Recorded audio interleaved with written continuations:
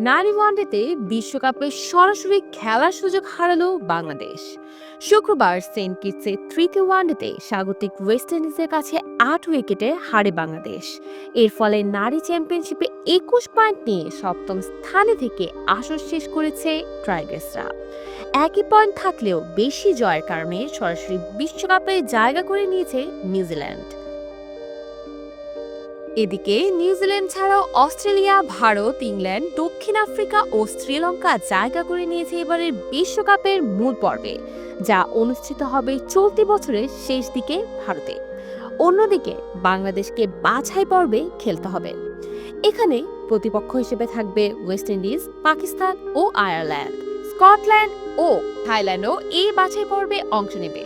৬ দলের মধ্যে সেরা ২ দল পাবে মূল পর্বে টিকিট।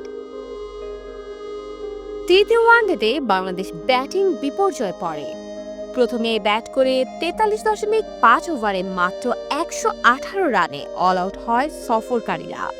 শারমিন আক্তার ৩৭ রান করে সর্বোচ্চ স্কোর করেন।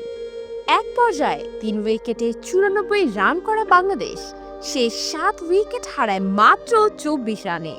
ওয়েস্ট ইন্ডিজের স্পিনার করিশ্মা রামহারাত পরপর ২ ম্যাচে ৪ উইকেট নেন। এদিন মাত্র ১২ রানে ৬.৫ ওভারে এই কীর্তি গড়েন তিনি। জায়দা জেমস নেন ২ উইকেট। ১১৯ রানের সহজ লক্ষ্য ওয়েস্ট ইন্ডিজ পেরিয়ে যায় ২৭.৩ ওভারে। কুইয়ানা জোসেফ করেন ৩৯ রান। ডিয়ান্ড্রা ডটিন অপরাজিত থাকেন ৩৩ রানে। বাংলাদেশের পক্ষে একটি করে উইকেট নেন মারুফা আক্তার ও নাহিদা আক্তার।